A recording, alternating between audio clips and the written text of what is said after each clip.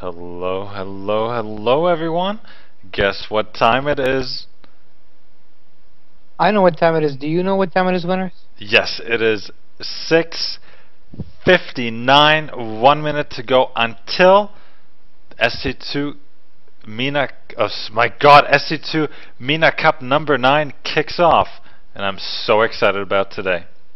That's right, winners. We have hopefully another great weekend coming up very shortly here. We already have the brackets live, so we please check it out at challenge.com /statmina9 if you'd like to keep up to date with all the matches happening, as of course we will not be able to catch all of them at the same time. That is right. Thank you very much for that, Twidno. My name is Winners, and as I already said, Twidno is here with me.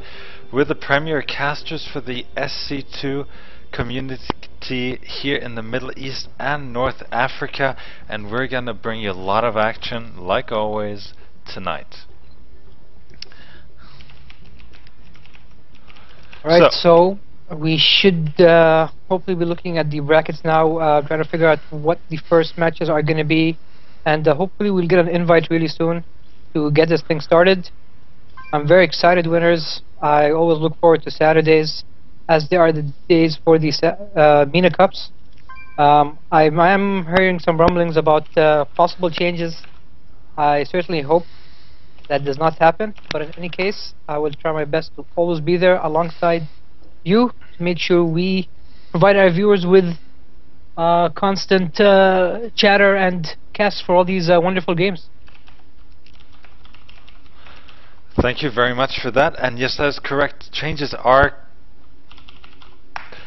coming to the SC2 Mina Cup. We're already in the lobby. I'm just asking why so many people are invited here. Because sometimes people lag out and it's not nice for the players or us casting.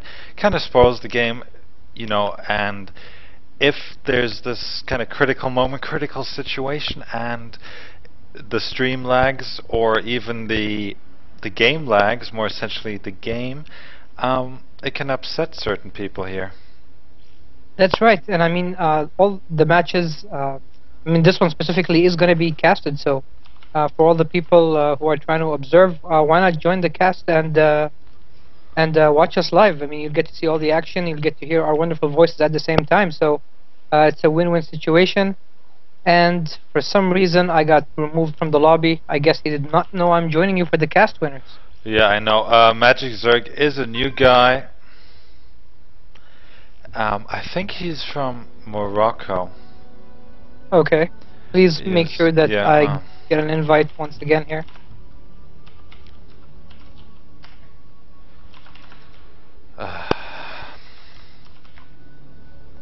All right.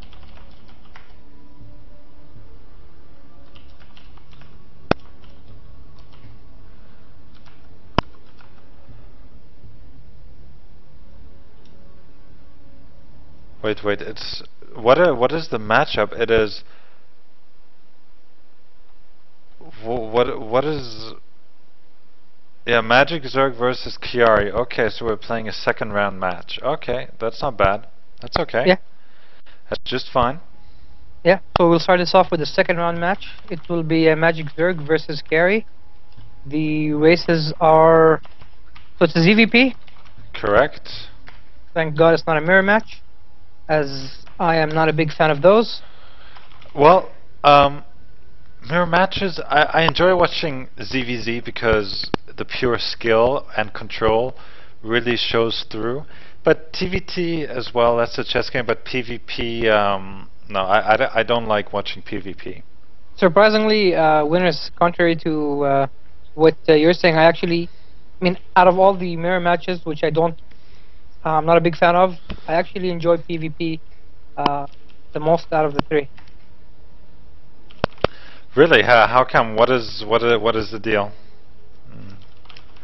The thing with PvP, I mean, most of the matches end up being really short, so I find it very interesting to see what kind of tactics, fast kind of tactics, whether it's a 3-gate or a 4-gate or 3-gate robo or something like that, or sometimes players going for fast blink.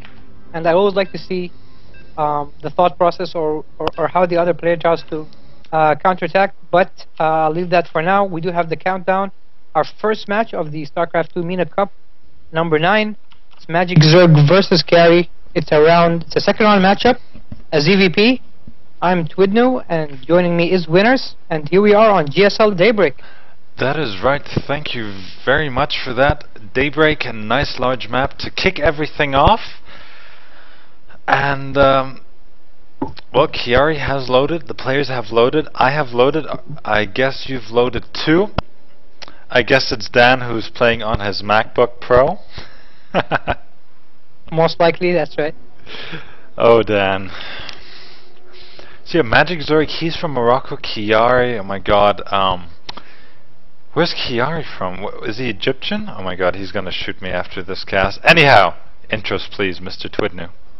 So on the top right corner of Daybreak, spawning as the light blue Zerg, it is Magic Zerg. And on the bottom left corner, spawning as the red Protoss, it is Chiari. Thank you very much for that. Have you seen many ZVPs on this map? I've seen quite a few, and generally this map has shown us great games in various tournaments, various matchups. I'm a big fan of it. Although it's a two-player map and both players know where their opponents have spawned, it's still very entertaining to watch, as the terrain of the map just somehow brings us a lot of great matches. What about you? What's your experience with this map? I haven't played too much on here, to be quite frank. I don't get to play a lot, but I have seen quite a few games on here. But I think what I've seen, as far as I can remember, Zergs definitely like this map. They can get a nice little, well, the natural is quite easy to take. It's nice, kind of wide open. You can defend that with a nice wall off. You know, you get your Evo chamber, your spine crawlers, your queen, your macro hatch there, and then with the creep spread you can relatively get that easy access towards the third. And with the mobility of Zerg, I feel that they're quite easy to defend, though for Protoss in this case I fear a little, because most of the Protoss units are slower than compared to the Zerg, except for the Blink Stalker. But let's see what Chiari is going to do, because he's opted for Forge Fast Expand here. Definitely looks like a Forge Fast Expand Winners. And just to get back to what you were asking about earlier, Chiari is Algerian, and he's a resident of Saudi Arabia. So that's just something to clear things up. Thanks to Abdullah for that clarification. Thank you. Look at this, Winners. It's a Nexus first here from Chiari. Very risky here and very brave. But, well, let's see what is going for him. He has managed to get rid of, well, excuse me, not get rid of, deny that expansion here for the Zerg, and that has forced the earlier pool, I would presume. Two Zerglings are on the way, so not the 4. He wants to get that queen out. He's already mined, well, he's taken even his drones off gas. Sorry, I'm having a lot of time talking tonight, but this little probe harassment is doing so much here, which it'll have greater effect in the later game, but exponentially, the more that Chiari keeps Magic Zerg here at bay, as his probe is finally taken out by these two Zerglings, everything is going to be fine. It's very interesting to know that Magic Zerg has not scouted anything out of Chiari yet. Not even with the Overlords lurking at the on the bottom right corner of Chiari's base. And I'm sure that if he had seen Chiari go for that Nexus first, he would have probably considered going for some kind of early attack, you know, roach timing or something, as he did go for a pull first. Yeah, that is good. Was that a pull first? Yeah, that was a pull first. Yeah. He did go for a pull first, whereas Chiari went for a Nexus first, which I think is extremely risky, because if the Zerg scouts that 9 times out of 10, they would go for a bust. That's correct, but again, the pool was forced because the probe was doing such a wonderful job here at the natural, but Magic Zerg is able, or was able, to get his hatchery down. Oh, but look at this, winners. We have a Zergling run by here at the natural going after probes, and only one Zealot here to defend, so those Zerglings will be here for a while, stopping any mining at the natural, which is definitely bad news for Chiari. That's right, economic loss here, even some harassment, maybe gonna do some damage on this hatchery. Maybe he could fend off with the probes. I mean, 4 probes and a Zealot against 4 Zerglings. We know who's gonna win that fight. But that's right, Metabolic Boost is already upgraded for the Zerglings, so they do have speed. Chiari trying to micro his Zealot here to try to get some more damage on these Zerglings. He does finally clear them off. Only lost 2 probes, I believe, so not much damage done there. 4 actually in total. Oh, 4. Okay, so not a bad attack, not bad at all. But again, I'd love to see Magic Zerg once he scouted that Nexus fast expand. I'd have loved to see him take a faster third. Unfortunately, that's not the case. He's decided to invest in roaches and could possibly be heading out to some kind of attack real soon here. Yeah, and we see Chiari here going for that early +1 weapons upgrade opposed to the armor here. Maybe he has some little timing worked out, let's see, but the Roach Warren has completed now. The Overlord will spot these 2 Zealots here coming in, and these 4 Roaches should take care of business here. Yeah, this attack, a nice little time by Chiari. He might be able to do some damage, maybe kill off a Spine Crawler, damage the Queen. But obviously, this attack is not meant to do much. Magic Zerg does cancel the Spine and start a new one. Roaches now are out on the field, which means that the Zealots are forced to move back.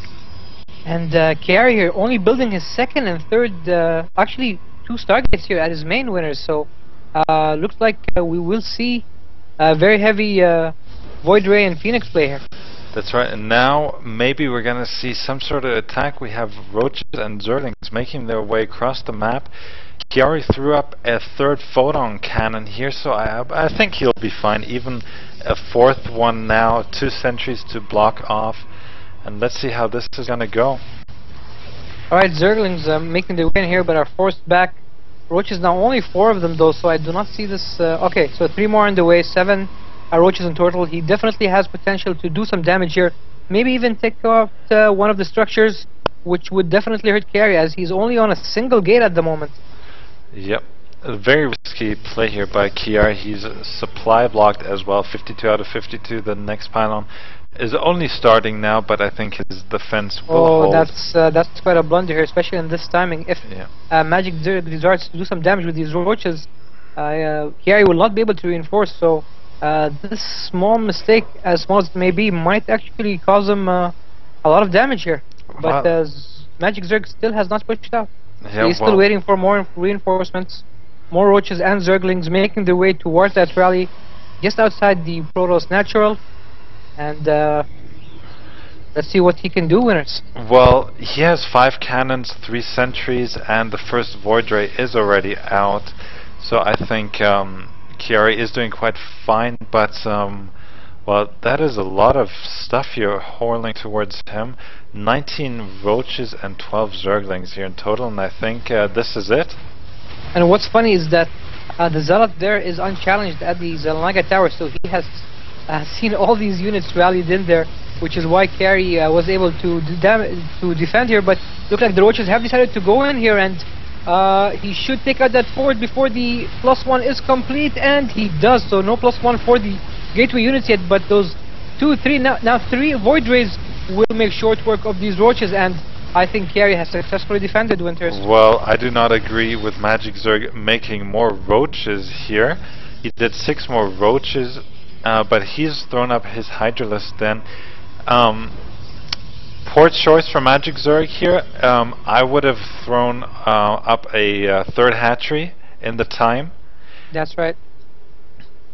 A creep spread is okay, but could be better. Can be better. Yeah, that's correct. Right. So let's see, Chiari is down roughly 70 supply here, Spore Crawlers as well as the Hydralisk then have completed, are on their way. There are a grand total of 3 plus 2 queens, so 5 in total. So I think Magic Zerg is going to fend off these 3 Void Rays just fine here, but he's definitely going to deny the third. The third's almost